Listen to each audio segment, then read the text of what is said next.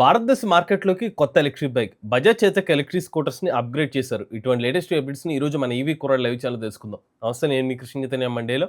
మీరు చూస్తున్నారు ఈవీ కుర్రాడు లైవ్. మీరు ఒక ఎలక్ట్రిక్ స్కూటర్ లేదా ఎలక్ట్రిక్ బైక్ లేదా ఎలక్ట్రిక్ సైకిల్ కొందాం అనుకుంటున్నారా? కానీ మంచి వెహికల్ ఏంటో తెలియక కన్ఫ్యూజ్ అవుతున్నారా? అయితే కేవలం రూ. 199 మన ఈవీ కుర్రాడు కోర్సులో జాయిన్ అవ్వండి. ఒక బెస్ట్ ఈవీ కొనుక్కోవడానికి కావాల్సిన నాలెడ్జ్ ని మీరే పొందండి. ఫస్ట్ ఏంటంటే ఓబెన్ ఎలక్ట్రిక్ కంపెనీ వాళ్ళు తమ ఓబెన్ రార్ ఈవో అనే ఒక కొత్త ఎలక్ట్రిక్ బైక్ ని అయితే మార్కెట్లో తీసుకొచ్చారన్నమాట. ఓబెన్ ఎలక్ట్రిక్ కంపెనీ వచ్చిన మూడో ఎలక్ట్రిక్ బైక్ అనేది చెప్పుకోవచ్చు. ఈ ఎలక్ట్రిక్ బైక్ ఏదైతే ఉందో ఓబెన్ రార్ వేరియంట్స్ తో పోల్చుకుంటే కొంచెం కొత్త డిజైన్ అయితే ఎలక్ట్రిక్ బైక్ అయితే మార్కెట్లో తీసుకొచ్చారని చెప్పుకోవచ్చు అనమాట. ఈ ఎలక్ట్రిక్ బైక్ లో మీకు 3.4 కిలోవాట్ల బ్యాటరీ ప్యాక్ కెపాసిటీ లభిస్తుంది. ఒక్కసారి చార్జ్ పెడితే 180 కిలోమీటర్ల సర్టిఫైడ్ రేంజ్ అయితే కంపెనీ వాళ్ళు అయితే క్లెయిమ్ చేస్తున్నారు. అలానే ఈ ఎలక్ట్రిక్ బైక్ లో ఏఐ మోడ్ అయితే ఇంటిగ్రేట్ చేసామని చెప్తున్నారు. దీని వల్లే బ్యాటరీ పర్సెంటేజ్ ఏదైతే ఉందో, అంటే బ్యాటరీ బాగా మానిటర్ చేయడం వల్ల రేంజ్ అనేది ఒక 15% వరకు ఇంప్రూవ్ అవుతుందని అయితే కంపెనీ వాళ్ళు చెప్తున్నారు. ఈ ఎలక్ట్రిక్ బైక్ లో నీకు 110 కిలోమీటర్ల టాప్ స్పీడ్ అయితే లభిస్తుందని చెప్తున్నారు. 0 నుండి 40 కిలోమీటర్ల వేగాన్ని 3 సెకండ్లోనే రీచ్ అవుతుందని అయితే కంపెనీ వాళ్ళు చెప్తున్నారు. అలానే ఈ ఎలక్ట్రిక్ బైక్ మీరు ఛార్జ్ చేయడానికి ఫాస్ట్ ఛార్జర్ ఆప్షన్ కూడా ఉంటుందని చెప్తున్నారు. 90 నిమిషాల్లోనే మీరు ఎలక్ట్రిక్ బైక్ ని ఛార్జింగ్ కూడా చేసుకోవచ్చు అని చెప్తున్నారు.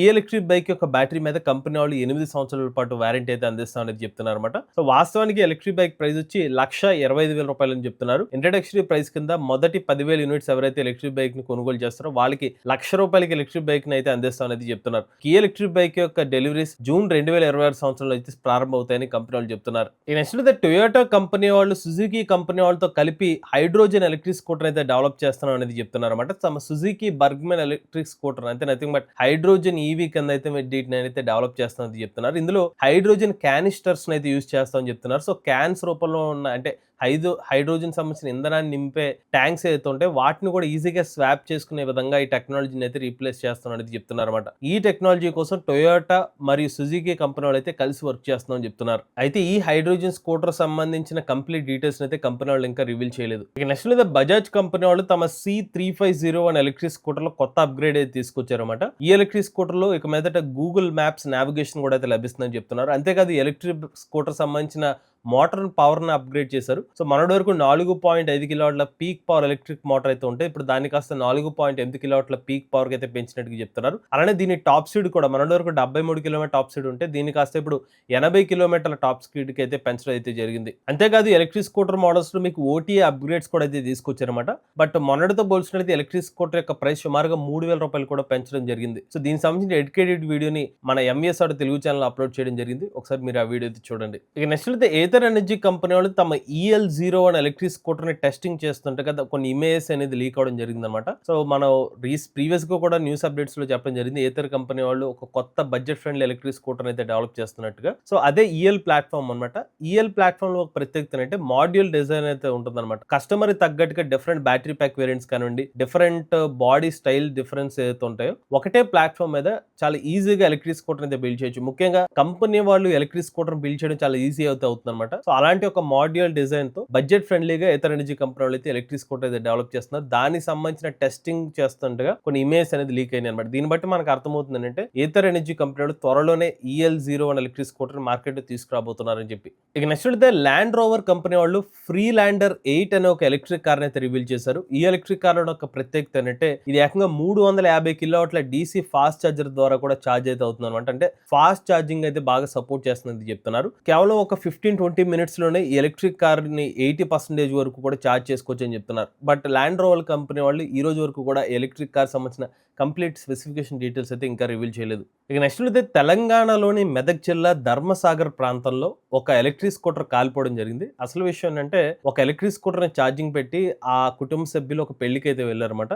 ఈ లోపలనే ఆ ఎలక్ట్రిక్ స్కూటర్ షార్ట్ సర్క్యూట్ కి గురి ఎలక్ట్రిక్ స్కూటర్ కాలిపోయినట్టుగా అయితే చెప్తున్నారు. సో ఈ కస్టమర్స్ ఏం చెప్తున్నారంటే గత సంవత్సరంలో బ్యాటరీ సర్వీస్ చేయాల్సి ఉంది, సర్వీస్ చేయించలేదు కాబట్టి ఈ సంఘటన చోటు చేసుకుందని అయితే వీళ్ళైతే చెప్తున్నారు. Next Orissa government 190 EV charging stations అయితే పెట్టబోతుంది. మొత్తం 6 నగరాల్లో అయితే ఈ ఛార్జింగ్ స్టేషన్స్ అయితే పెట్టబోతున్నట్టు చెప్తున్నారు PM E-Drive మొబిలిటీ స్కీమ్ ద్వారా. సో లొకేషన్స్ చూస్తే భువనేశ్వర్, కటక్, రూర్కేలా, పూరి, బేరంపూర్, శంబాల్పూర్ ఈ పర్టికులర్ 6 లొకేషన్స్ లో ఇక్కడ పబ్లిక్ ఛార్జింగ్ స్టేషన్స్ అయితే పెట్టబోతున్నారు. ఈవెన్ హైవేస్ కానివ్వండి, ఇలా కొన్ని మెయిన్ పాయింట్స్ దగ్గర అయితే ఈ ఛార్జింగ్ స్టేషన్స్ అయితే ఇన్స్టాల్ చేయబోతున్నారు. ఇక నెక్స్ట్ అయితే చార్జోన్ కంపెనీ వాళ్ళు టాటా మోటార్స్ కంపెనీ వాళ్ళతో టైఅప్ అయి ముంబై పూణే ఎక్స్ప్రెస్ వే దగ్గర 720 kilowatt DC fast charging station అయితే ఇన్స్టాల్ చేస్తారు. ఇది చూసుకున్నట్లయితే సీసీఎస్ టైప్ 2 సీసీఎస్ టైప్ 2 సంబంధించిన ఫాస్ట్ ఛార్జర్ అనమాట.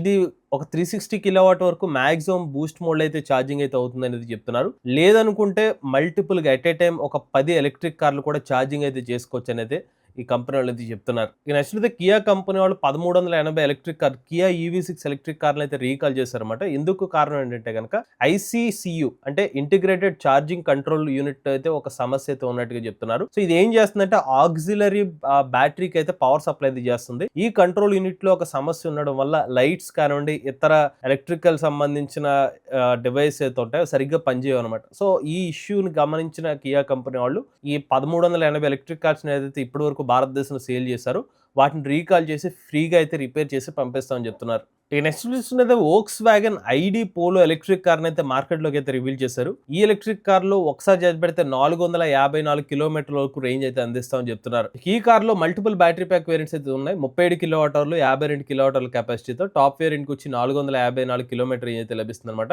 24 నిమిషాల్లోనే 80% ఛార్జింగ్ కూడా అయితే అవుతుంది అనేది చెప్తున్నారు. 13 inch infotainment display, wireless Android auto, Apple CarPlay, V2L వంటి ఫీచర్స్ కూడా ఈ కార్లు అయితే లభిస్తున్నాయి అనమాట.